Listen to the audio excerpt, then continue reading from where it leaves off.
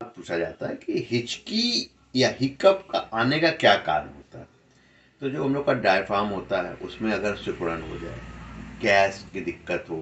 पाचन या डाइजेशन में दिक्कत हो,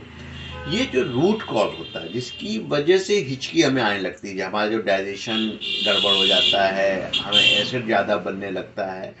और जिन जनरल केसेस में हिचकी अपने आप ठीक हो जाता है। तो जो मेन कॉज है वो है डायफ्राम में आपका संकुचन, सिकुड़न, गैस, एसिडिटी और डाइजेशन की प्रॉब्लम की वजह से हिकअप की प्रॉब्लम होती है या हिचकी आने लगती है।